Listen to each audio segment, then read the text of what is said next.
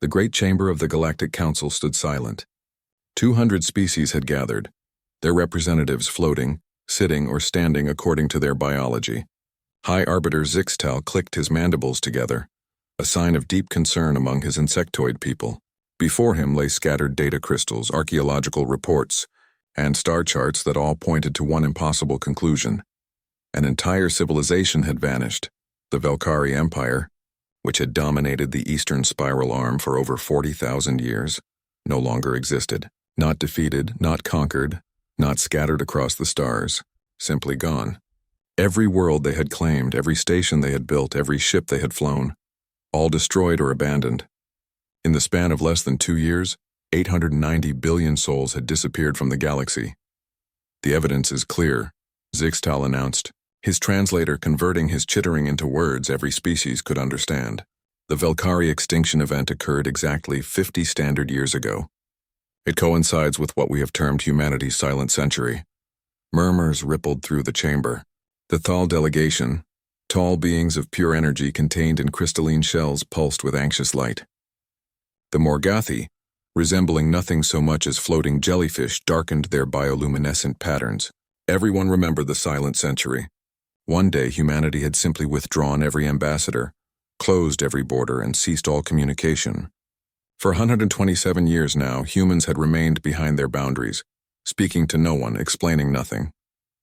We have discovered something else, Zixtal continued. He activated a holographic display.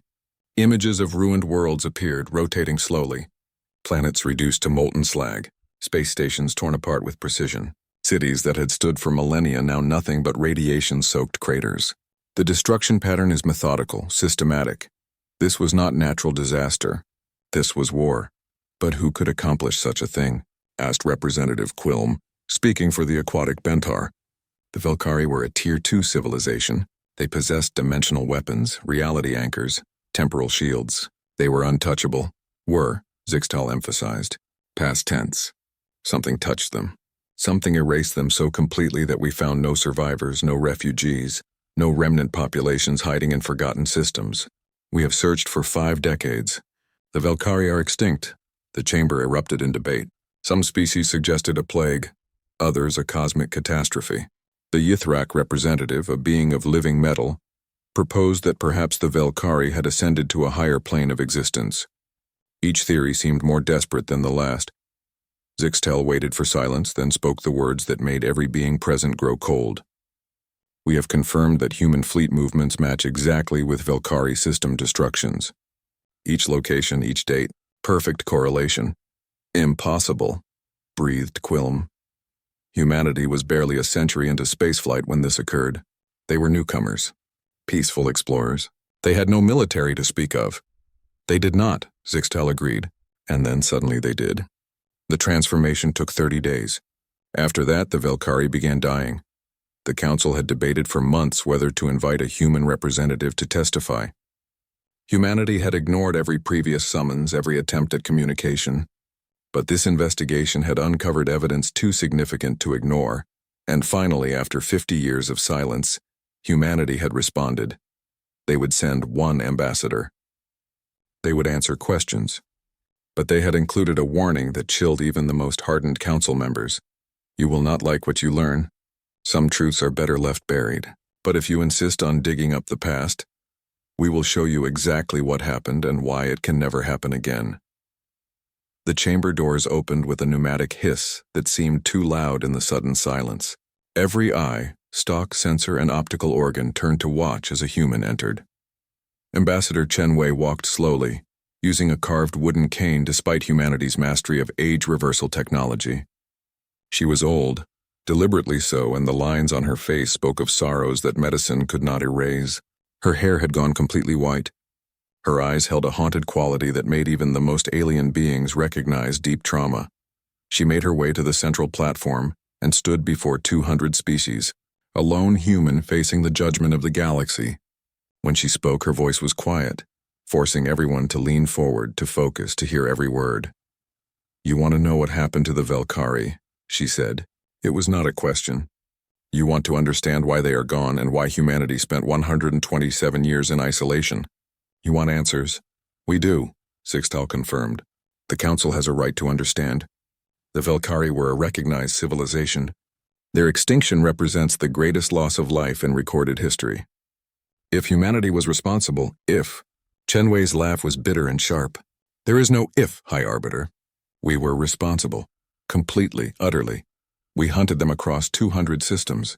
We destroyed every colony, every outpost, every ship. When they ran, we followed. When they hid, we found them. When they begged for mercy, we gave them exactly what they gave us, nothing. The chamber fell into shocked silence. Several species began speaking at once, their translators creating a cacophony of outrage, confusion, and fear. Chen Wei simply stood, waiting, her expression never changing. Sixtal raised his forearms, calling for order. Ambassador Chen, you understand what you are admitting. You confess to genocide? I confess to nothing, she replied coldly. Confession implies regret. I am simply stating facts. You asked what happened. I am telling you. But to understand what we did, you need to understand why. You need to know what brought a peaceful species to commit such acts. And for that, we must go back. Back to when humanity first reached for the stars. Back to when we believed the galaxy was a place of wonder and cooperation. Back to before we learned the truth. She tapped her cane against the floor and a holographic display activated, showing images of Earth as it had been 150 years ago. Blue and green, peaceful and beautiful, orbited by construction stations where the first-generation ships were being built. This is where it begins, Chen Wei said softly. With hope. With dreams. With humans who believed that among the stars we would find friends and allies. We were so young then, so naive. We thought that advanced civilizations would be better than us. More moral, more just. Her expression hardened, and her next words carried such weight that they seemed to press down on everyone present. We were wrong, and the species that taught us how wrong we were, the species that showed us the true face of the galaxy, they paid for that lesson with their existence. You want to know what happened to the Velcari? Then listen closely, and learn why humanity will never be that naive again. Learn why we are content to stand alone in the darkness, trusted by no one, rather than trust a galaxy that looks away when innocents suffer. She paused, her gaze sweeping across the chamber, meeting the eyes of every representative who dared look at her. This is the story of how humanity died and was reborn as something else, something you now fear. And you should fear us because what we did to the Velcari, we would do again to any species that pushes us that far. Remember that as you listen. Remember that every atrocity I describe could happen to you, if you make the same mistakes they did. The High Arbiter's mandibles clicked nervously. Begin, Ambassador. Tell us everything. Chen Wei nodded slowly, her eyes distant, seeing events from long ago. It started with first contact, she said. It started with joy. The holographic display shifted, showing images of early human colony ships emerging from faster-than-light travel for the first time. Chen Wei's voice softened, remembering a time when things were different. We came to the stars with open hands, she began. Our first colony ship, the New Horizons, made contact with the Thal Collective in the year 2147. Do you remember, representatives? How excited we were, how much we wanted to learn from you. The Thal delegation pulsed with acknowledgement. They remembered.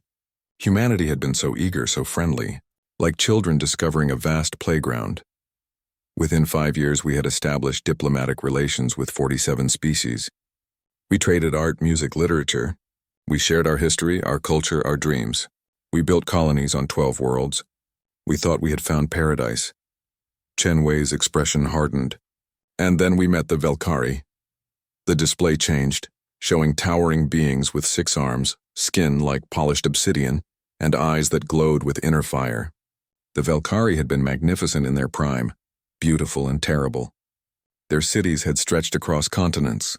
Their ships had been works of art, and their technology had been envied by half the galaxy. The Velcari Empire controlled 847 systems in the eastern spiral arm.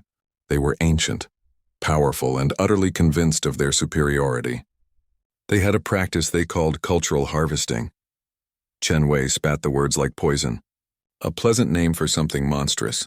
She activated another image. It showed Velcari ships descending on primitive worlds, their holds filled with cages. They would identify younger species, those who had achieved spaceflight but were not yet advanced enough to defend themselves. They would raid colonies and settlements, taking individuals by the thousands.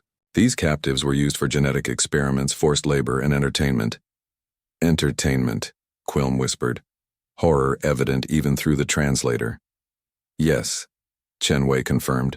The Velcari wealthy would purchase exotic aliens for their private collections.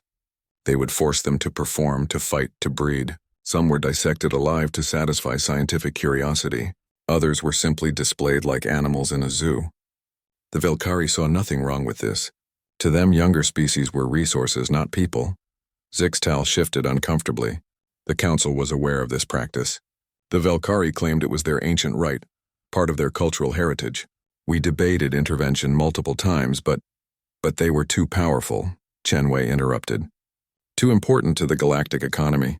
Too dangerous to oppose. So the council did nothing. Species after species petitioned for help. The Yomal lost 200,000 of their people. The Drex lost 500,000. The Kelthar lost entire colony worlds. And the council did nothing. We imposed sanctions, Zixtal protested weakly. We registered formal complaints. You did nothing, Chen repeated, her voice flat and cold. Words are not actions. Complaints are not justice. Sanctions that are never enforced are just more words. The Velcari continued their harvesting, and the galaxy looked away because confronting them was uncomfortable.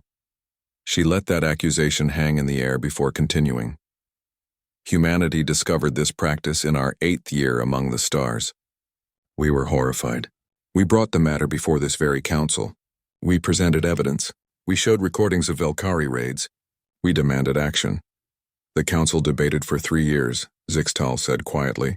While you debated, the Velcari kept hunting, and eventually they turned their attention to us. Human genetics fascinated them. Our adaptability, our emotional range, our capacity for learning, these things made us valuable. The Velcari decided that humans would make excellent additions to their collections. The holographic display showed a beautiful world. Blue oceans and green continents, orbital stations glinting in the sunlight. New Providence, our 6th colony, population 2.3 million. Established in 2159. It was a farming world, peaceful and productive. Most of the colonists were families, children, elderly couples seeking a quiet retirement, artists and musicians who wanted space to create. It was paradise. Chen voice cracked slightly. I had a sister there, Maya. She was a teacher. Her husband was a botanist. They had 2 children, ages 7 and 9. My niece wanted to be a dancer. My nephew collected rocks and could name every mineral by sight. The display changed, showing orbital footage of massive ships appearing in New Providence's sky. Velcari warships, bristling with weapons, beautiful and terrifying. They came without warning. 67 ships. They disabled our orbital defenses in minutes. We had so few, and they were meant for asteroid deflection, not military action. Then they landed ground forces. They went city to city, town to town, farm to farm. They used stun weapons, nothing lethal. They wanted us alive. Images showed humans being herded into transport ships, families torn apart, children screaming for parents. The elderly trampled in the panic. 50,000 faces frozen in terror. They took 50,000 people in 6 hours. My sister, her family, all gone. The Velcari broadcast the raid across their networks. They were proud of their efficiency. We intercepted those broadcasts. We watched our people being loaded into cages. We heard them screaming. Chen hands trembled on her cane. The Velcari left a message for humanity. They said we should be honored. Our people would contribute to Velcari science and culture. They said if we remained peaceful, they might return the survivors in a few decades. Maybe. The council convened emergency sessions, Zixtal offered. We discussed sanctions, blockades. You discussed, Chen said bitterly. You debated. You wrote strongly worded letters. Meanwhile, we received transmissions from our people in Velcari captivity. Genetic testing, painful experiments, public displays where humans were forced to fight each other for entertainment. A 7-year-old girl, my niece, was sold to a private collector. We tracked her for 3 months before the transmission stopped. We never learned what happened to her. The holographic images showed the Galactic Council chambers from 150 years ago, filled with the same species, the same delegations. Young Chen stood at the podium, her face wet with tears, her voice hoarse from pleading. I begged you, she said, pointing at her younger self. I showed you what they did. I brought testimonies from the few who escaped. I asked for a joint military response. Do you remember what you told me? Silence filled the chamber. You said it was complicated, that the Velcari were a sovereign nation, that interfering might destabilize the region, that humanity should pursue diplomatic channels, that these things take time. Chen Wei's voice rose. Time, our people were dying, and you asked us to wait. She took a breath, steadying herself. So we waited. We filed formal complaints. We requested mediation. We offered to pay ransoms. The Velcari ignored everything. And then, 6 months after the raid, they broadcast a special program. They called it Human Week. It was a showcase of their newest acquisitions. The display showed brief clips, humans in cages, humans being examined by Velcari scientists, humans forced to perform tricks for crowds. Chen Wei's face remained expressionless as the images played, but tears ran silently down her cheeks. They showed my nephew being dissected. They showed it live across Velcari space. They showed it to teach their children about inferior species anatomy. He was 9 years old and they cut him open while he was conscious because they wanted to observe his stress responses. His name was David. He liked rocks. No one in the council chamber spoke. No one moved. That broadcast ended humanity's faith in diplomacy, Chen Wei said quietly. We realized that the galaxy did not care, that justice would not come from above, that if we wanted our people back, if we wanted the Velcari to stop, we would have to act ourselves. So we issued an ultimatum. The display showed a transmission, humanity's final diplomatic message to the Velcari Empire. Return all human captives immediately. Cease all harvesting operations. Submit to war crimes tribunals. You have 30 days. If you refuse, there will be consequences. The Velcari response came within hours, Chen Wei said. They laughed. They broadcast their laughter across the galaxy. And then they did something that sealed their fate. They took 10 human captives and executed them slowly, broadcasting the deaths as a message to humanity. They said we were amusing. They said we should send more humans. Our spirit made us entertaining. Chen Wei looked around the chamber, meeting every gaze. That was their mistake. Not the harvesting. Not the torture. Not even the murders. Their mistake was thinking that because we valued life, we would not take it. Their mistake was confusing mercy with weakness. Their mistake was believing that a peaceful species would remain peaceful forever. She tapped her cane against the floor. The 30 days passed. The Velcari did nothing. They thought we were bluffing. They were wrong. On day 31, humanity showed the galaxy what happens when you push a peaceful species too far. On day 31, we stopped being explorers and became something else. Something necessary. Something terrible. On day 31, she continued, her voice dropping to barely a whisper, we became executioners, and the Velcari became extinct. The holographic display showed Earth as it had been during those 30 days. To the casual observer, nothing seemed wrong. Ships continued their routes. Colonies maintained normal communications. Trade continued. But something fundamental had changed. Something that only became clear later when people looked back and truly paid attention to the details. Chen Wei gestured to the images. During those 30 days, while we waited for the Velcari to respond to our ultimatum, humanity transformed. We did not announce it. We did not ask permission. We simply acted. The display zoomed in on Luna, Earth's moon. Construction facilities that had been building civilian transports suddenly shifted production. Within days, shipyards that had taken years to build peaceful vessels began producing something new. The designs were crude, simple, but effective. Warships, thousands of them. Every human colony received the same directive, Chen Wei explained. Every resource toward defense. Every factory retooled. Every civilian vessel converted. We had 12 colony worlds and 47 space stations. In 30 days, all of them became military production centers. She changed the image to show Mars, where massive underground facilities were being excavated at impossible speed. We worked without sleep.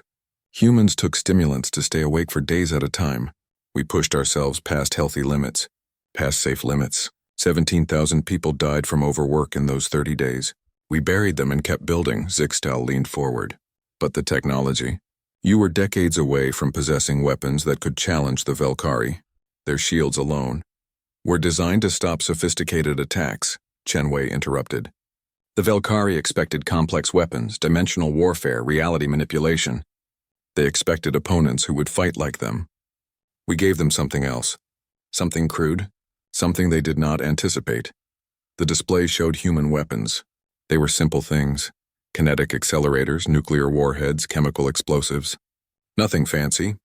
Nothing elegant. But they existed in staggering numbers. We built 50,000 ships in 30 days. They were not good ships by galactic standards.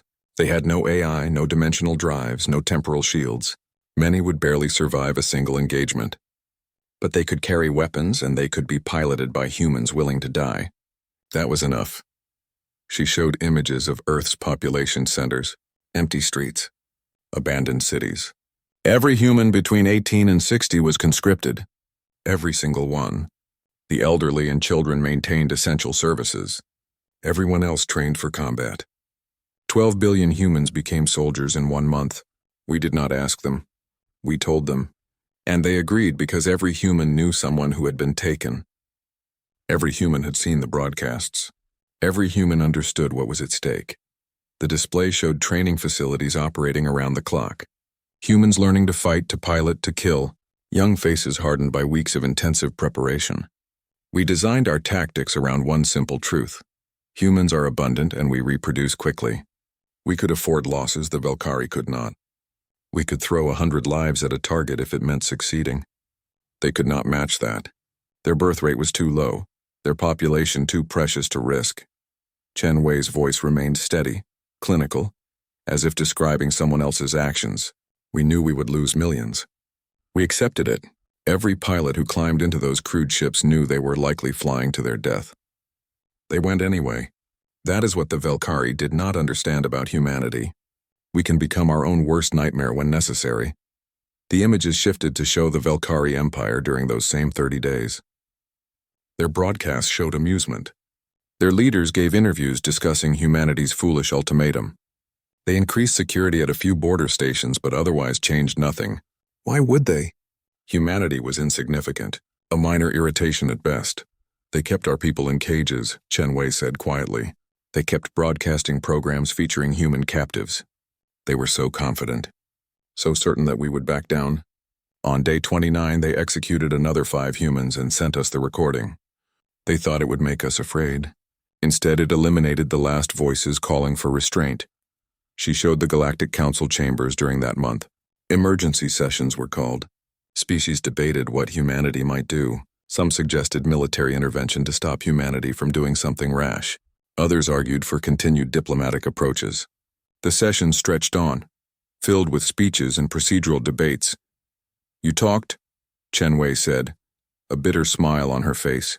While we built weapons, you talked. While we trained armies, you wrote resolutions. On day 30, this council voted to establish a committee to investigate the situation and recommend a course of action within 6 months. 6 months. The Velcari would have harvested another dozen species by then. The display showed humanity's response. Every ambassador was withdrawn. Every diplomatic channel closed. Every human ship returned to human space. The borders sealed completely. We gave you 30 days to act, Chen Wei said. You did nothing. So we stopped waiting for permission. We stopped believing in galactic justice. We went silent because we no longer had anything to say to a galaxy that would watch children be tortured and debate proper procedures. The images showed the final hours. Human fleets gathering at designated points. Millions of soldiers saying goodbye to families they would never see again. Messages recorded for children not yet born. If you are watching this, it means I did not come home. Remember that I loved you. Remember that some things are worth dying for. We knew our casualties would be catastrophic, Chen Wei continued. Our military analysts estimated we would lose 60% of our forces. We considered that acceptable. The Velcari population was 890 billion spread across 847 systems. We had only 12 billion humans, but every single one was willing to fight. They had numbers. We had rage. She paused, letting the weight of those words settle over the chamber. That is what the Velcari never understood. They thought we valued individual life too much to wage total war. They were right that we valued life, but they forgot that sometimes the only way to protect life is to take it. They forgot that humans have always been willing to die for causes we believe in. They forgot that we are at our core survivors, and survivors do whatever is necessary. The display showed countdown timers appearing on every human vessel. 10 seconds. 9. 8. The crews sat ready, their hands steady on controls, their faces calm. These were people who had accepted their deaths and made peace with it. On day 31, at exactly 600 Galactic Standard Time, our fleets jumped to faster-than-light travel. We did not send a warning. We did not make demands. We simply appeared in 200 Velcari systems simultaneously. The images showed what happened next. Human ships emerging from FTL, crude and ugly compared to the elegant Velcari vessels, but appearing in swarms so vast they blotted out stars. 50,000 ships divided across 200 targets, attacking with no mercy and no hesitation. The Velcari were not prepared. Why would they be? We were insects to them, annoying but harmless. Their defense fleets were sized for police actions, not full-scale war. They had grown comfortable over millennia of dominance. That comfort killed them. Chen showed brief clips of battles, human ships taking terrible losses but pressing forward, Velcari stations exploding, orbital platforms falling from the sky. We used our weakness as a weapon. Our ships were too simple for their advanced targeting systems to prioritize correctly. We attacked in such numbers that their shields overloaded. We threw nuclear weapons, crude, ancient technology, at targets the Velcari had long ago forgotten how to defend against. The display showed a Velcari commander's face, frozen in shock as dozens of human vessels rammed his flagship, despite being torn apart by defensive fire. The ship exploded and the humans died, but the Velcari flagship died with them. We lost 8,000 ships in the first 6 hours, Chen said calmly. 16% of our fleet gone, but we had achieved our objectives. We had secured orbital superiority in 47 systems. We had destroyed military infrastructure in another 100. And we had sent a message that the galaxy could no longer ignore. Humanity was no longer asking for justice. We were delivering it ourselves. She changed the display to show Velcari broadcasts from that day. The amusement was gone. Replaced by fear, by confusion, by the dawning realization that something terrible had been unleashed. They tried to communicate. They sent messages offering to negotiate, to return our people, to cease all harvesting operations. Do you know what we said? Chen looked around the chamber. We said nothing. We did not acknowledge their messages. We did not accept their surrender. We simply continued attacking. Because by then it was not about rescuing our people. It was about ensuring this could never happen again. The display showed human ground forces landing on Velcari worlds. Not to conquer. To destroy. We gave Velcari civilians 1 hour to evacuate each military target. Then we destroyed it completely. If they did not evacuate, we destroyed it anyway. We were not monsters, we gave them chances to live. But we were not merciful either. Every military installation, every research facility, every ship construction yard, all of it burned. Chen showed footage of Velcari refugees fleeing their own worlds. The holographic display shifted to show star maps of Velcari space. Red markers indicated destroyed installations. Green markers showed active human fleet positions. With each passing day in the recording, more red appeared until the map seemed to bleed. Chen watched the display with distant eyes. The first month was strategy. The second month was when we became something else entirely. Something we had never been before. The images showed human forces digging in on captured worlds, not occupying, preparing. Building logistics networks, supply chains, construction facilities. We were not conquering the Velcari Empire. We were dismantling it, piece by piece, system by system, and we were making sure it could never return. She brought up casualty reports. The numbers climbed steadily. Human losses by week 2, 124,000 dead. Week 3, 340,000 dead. Week 4, 890,000 dead. We paid for every system in blood, but the Velcari were paying more. For every human who died, we killed 10 of them. For every ship we lost, we destroyed 5 of theirs. The mathematics were simple. We had turned war into an equation, and the Velcari were on the losing side. The display showed captured Velcari broadcasts. Their news programs showed panic. Their leaders gave speeches trying to rally resistance. But there was fear in those speeches now. Real, genuine fear. They finally understood what they had done, Chen said. By taking our people, by torturing them, by broadcasting it proudly to the galaxy, they had created an enemy that would not stop. could not stop, because we had learned that there was no authority to appeal to, no justice to be found, no protection except what we provided ourselves. She showed footage of human soldiers finding captive facilities. Humans in cages, some dead, some barely alive. The soldiers' faces showed no emotion as they freed their people, and then systematically destroyed everything around them. We found 127 holding facilities in the first 2 months. We recovered 4,200 humans, out of 50,000 taken. The others were dead or lost in the vastness of Velcari space. Each empty cage made us fight harder, made us less willing to show mercy. The council representatives shifted uncomfortably. Some looked away from the images, but Chen continued, forcing them to witness what they had allowed to happen through their inaction. The Velcari tried to use our people as hostages. They broadcast messages saying they would kill captives if we continued attacking. We sent back a single message: do what you will. It changes nothing. You are already dead. And we meant it. We had accepted that many of our people were beyond saving. Our goal was no longer rescue, it was prevention, making sure no species would ever suffer this again. The display showed human tactics evolving. Early battles were crude, relying on numbers and willingness to die. But within weeks, humans adapted. They studied Velcari technology from captured ships. They learned. They improved. Humanity's greatest strength is not our weapons or our numbers. It is our ability to learn from our enemies and become better killers. Within 3 months, we were matching Velcari technology. Within 6 months, we were exceeding it in certain areas. She showed a particularly brutal battle over a Velcari core world. Human ships now moved with precision, using tactics the Velcari could not predict. We started using psychological warfare. We would appear in a system, destroy military targets and leave, then return a week later when they thought they were safe, then a month later. We wanted them to live in fear, to know that we were coming but never know when. We wanted them to understand what they had done to our people. Zixtel interrupted. Ambassador, you are describing systematic terrorism. The deliberate targeting of civilian morale. The deliberate protection of future innocence, Chen corrected sharply. Every day the Velcari existed, they could resume harvesting. Every facility left standing was a facility that could be rebuilt. We were not terrorizing them for pleasure. We were teaching the galaxy a lesson. There are consequences for atrocity. You failed to teach that lesson, so we did.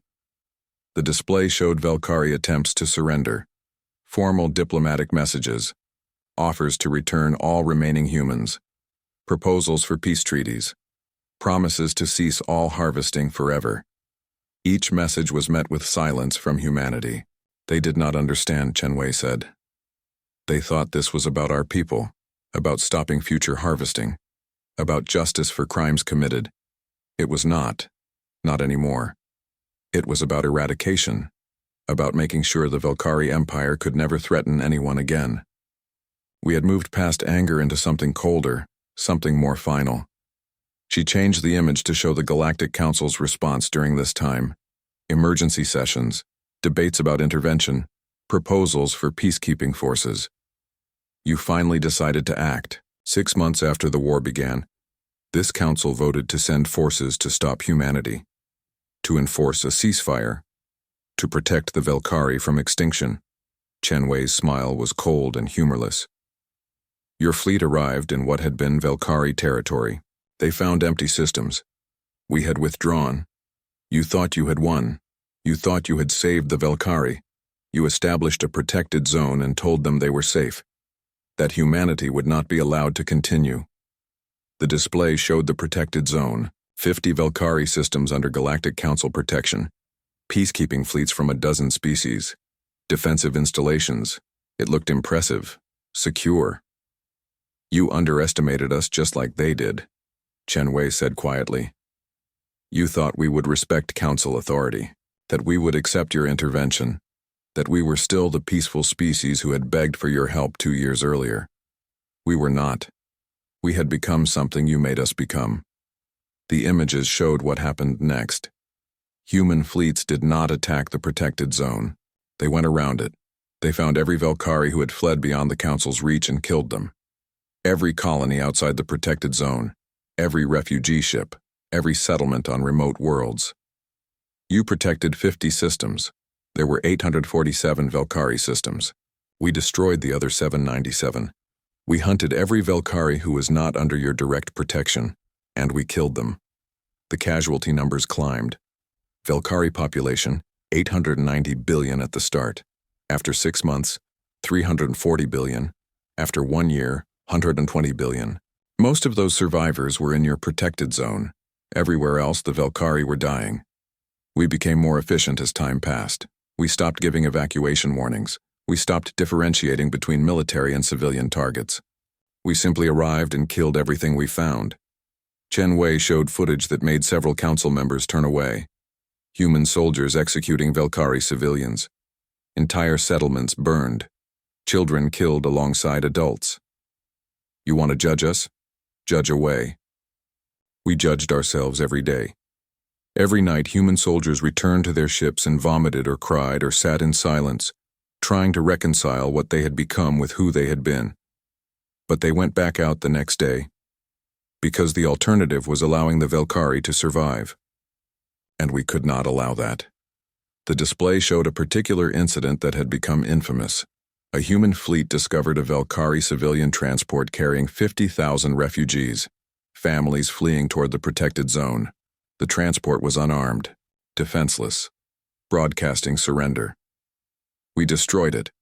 Every person aboard died. 50,000 civilians who had nothing to do with the harvesting, who had never harmed anyone, who were simply trying to survive. We killed them all. Silence filled the chamber. The weight of that admission hung in the air like a physical thing. The transport captain sent a final message before they died. Chen continued. We are civilians. We have children aboard. Please. Our fleet commander responded. So did New Providence. Then he gave the order to fire. And 50,000 Velcari died screaming for mercy we would not give, because they had not given mercy to us. She looked around at the assembled species. That commander's name was Admiral Khan Nguyen. He was a botanist before the war, a gentleman who loved gardening and had never raised his voice in anger. After the war, he spent 20 years in therapy trying to live with what he had done. He eventually took his own life. His suicide note said, I became a monster to stop monsters, but monsters is all that remains. The display showed the Velcari population continuing to decline. 18 months into the war, 45 billion left. 21 months, 12 billion. The Galactic Council kept increasing the size of the protected zone, trying to save more Velcari. We let you, because concentrating them made our job easier. We just had to wait for them to venture outside, and they always did. Because they needed resources, needed to search for lost family members, needed to try to rebuild. And whenever they left your protection, we were waiting. Chen showed the galaxy's reaction to humanity's campaign. Trade embargoes, diplomatic isolation, condemnations from every major species. You turned against us, called us war criminals, monsters, genocidal maniacs. And you were right. We were all those things. But we were also the only species willing to do what was necessary. The only species willing to ensure the Velcari could never hurt anyone again. The images showed human society during this time, cities functioning on automated systems. Every adult of fighting age was in the military, children being raised by grandparents and AI systems. We sacrificed everything, our culture, our peace, our innocence, our souls. 3 billion humans participated directly in Velcari deaths. The holographic display showed the protected zone in stark detail. 50 systems, 2 billion Velcari. The combined fleets of 17 species standing guard. It looked impregnable, safe, final. Chen stood silently for a long moment before speaking. The Velcari thought they were saved. The Council thought humanity would finally stop. Both were wrong, because we had learned something during those 23 months of hunting. We had learned that half measures accomplish nothing, that enemies left alive will eventually return, that the only way to ensure safety is complete and total elimination of the threat. The display zoomed in on a small Velcari settlement within the protected zone. Families living in prefabricated housing, children attending schools, markets operating. Normal life, or as close to normal as possible for a species facing extinction. The Velcari survivors tried to rebuild. They formed a provisional government. They reached out to other species trying to establish trade, seeking allies. They believed that under council protection they had a future. They believed wrong. She changed the image to show human activity during this time, shipyards still operating at maximum capacity, new weapons being developed, military drills continuing. We did not stop. We did not demobilize. We simply waited, watched, planned. The council believed we had given up. We had not. We were preparing. Sixtile leaned forward. Ambassador, you cannot mean. The protected zones were under council authority. Attacking them would have been an act of war against 17 species simultaneously. 18, Chen corrected. The Thal joined the protective fleet in month 24. And yes, we understood the implications. We did not care. The Velcari had to die. All of them. Allowing even 2 billion to survive meant accepting that someday, somehow, they might return, might begin harvesting again, might take another species' children. We could not allow that possibility to exist. The display showed secret diplomatic cables between council members, growing concerns about humanity's intentions, debates about whether to take preemptive military action against human space. You discussed attacking us. Some species advocated for it strongly. They recognized what we had become and wanted to stop us before we went further. But you hesitated, debated, formed committees to study the issue. She smiled without humor. While you debated, we acted. We spent 6 months analyzing the protected zone defenses, every ship placement, every patrol pattern, every weakness. And we found them. Because no defense is perfect and humans are very good at finding flaws. The images shifted to show what happened next. Month 29 of the war. Human fleets began appearing at the edges of council-protected space.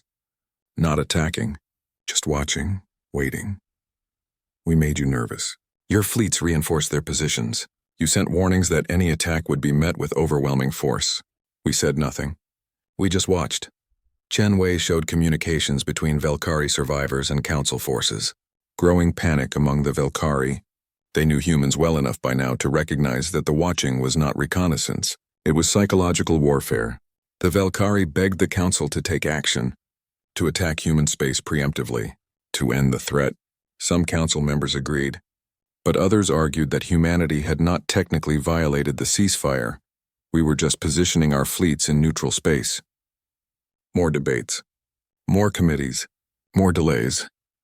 The display showed a small group of Velcari ships leaving the protected zone, 100,000 Velcari civilians aboard. They ran. A group of survivors who did not trust council protection decided to flee to the far reaches of the galaxy. To hide where humans could not find them. They believed if they scattered, if they hid well enough, they could survive until humanity forgot about them. She changed the image to show human ships pursuing, following the Velcari refugees across thousands of light years. Into dead systems. Around nebulae, through regions of space no one had explored. We followed them. For 3 months we tracked that fleet. They tried everything to lose us. They split into smaller groups. They used advanced cloaking. They hid in asteroid fields and gas giants. None of it worked. Because we had dedicated entire battle groups to hunting down every single Velcari who tried to escape, and we always found them. The display showed the final confrontation. The Velcari refugee fleet trapped against a black hole's event horizon. Human ships closing in. They sent a message. One last plea. They said they had children aboard. Babies born after the war began who had never harmed anyone. They offered to sterilize themselves to ensure their species died out naturally within 1 generation. They offered to accept exile to an uninhabited region under human monitoring. They offered everything they could think of. Chen voice remained flat, emotionless. Admiral Nguyen responded, "Your offers are irrelevant. Your species harvested ours. You tortured our children. You broadcast their suffering as entertainment. You taught the galaxy that some species are resources. We are teaching a different lesson. Some sins cannot be forgiven." Then he gave the order to fire. The holographic image froze on that moment. Human weapons launching, Velcari ships trying desperately to escape. And then the flash as 100,000 more Velcari died. No survivors. We made certain. We swept the debris field to ensure no escape pods survived. We left nothing alive. And then we sent the combat footage to the council. We wanted you to know we were still hunting, still killing, and that nothing you did could stop us. Zixtal's mandibles clicked in distress. The council convened emergency sessions. We discussed direct military intervention against humanity. The votes were close. But you did nothing, Chen finished. Because by then you were afraid. Not just of what we had done to the Velcari, but of what we might do to you. We had gone from peaceful explorers to efficient killers in 2 years. We had destroyed a Tier 2 civilization. We had shown no mercy, no hesitation, no limit to our willingness to commit atrocity. And you realized that if you attacked us, we might do to you what we did to them. The display showed human fleet movements during month 32. Massive forces gathering, the largest military deployment in human history. We prepared for the final phase. We were going to attack the protected zones, all 50 systems simultaneously. We were going to fight through your fleets, your defenses, your peacekeeping forces, and we were going to kill every remaining Velcari, even if it meant war with half the galaxy, even if it meant our own extinction, because some things matter more than survival. She showed the battle plans. They were suicide tactics. Human forces would take catastrophic losses. Billions would die. But the simulations showed that eventually, through sheer persistence and willingness to sacrifice, humanity would break through. And once through, the Velcari would die. We accepted that this might end humanity, that other species might unite against us and destroy our worlds in retaliation. We did not care, because the Velcari would die first, and that was what mattered.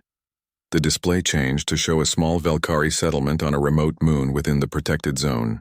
300 individuals, mostly elderly and children. The last survivors of a colony that had tried to remain neutral during the harvesting years. These Velcari had opposed the harvesting, had sheltered refugees from other species, had been outcasts in their own empire. The council thought surely humans would spare them. They were innocent. Chen Wei's eyes hardened. We designated them for death along with all the others. Because innocence did not matter. Species loyalty mattered. The potential for future harvesting mattered. We were not interested in justice anymore. We wanted extinction, complete, total, final. The images showed the final countdown. Human fleets positioned. Troops prepared for landing. The orders given: kill everything. Spare nothing. When we are done, the word Velcari will refer only to extinct species studied by historians. Begin on my mark. And then, Chen Wei said quietly, something unexpected happened. The Velcari made one final choice. One final act that changed everything. The display showed a transmission from the Velcari Provisional Government. The surviving leadership standing together, they sent a message to every species in the galaxy. Not a plea for help, not a condemnation of humanity. A confession? She played the recording. The Velcari leader, an elderly female with tired eyes, spoke in a voice heavy with grief. We are the Velcari. For 40,000 years we committed atrocities. We harvested younger species like animals. We tortured them. We made entertainment from their suffering. We told ourselves it was our right, our culture, our tradition. We were wrong. We were monsters, and humanity is right to end us. The confession continued. Detailed admissions of crimes, lists of species harmed, acknowledgement of every atrocity. We do not ask for mercy. We do not deserve it, but we ask that you understand. Humanity did not become monsters. We made them into what was necessary to stop us. They begged your council for help. You did nothing, so they did everything. If you want to blame someone for humanity's actions, blame us. Blame yourselves for allowing us to continue. Do not blame the species who finally had the courage to stop us. Chen Wei paused the recording. Then they made their final choice. All 2 billion Velcari in the protected zones. Every single one. They took a poison that had been distributed secretly,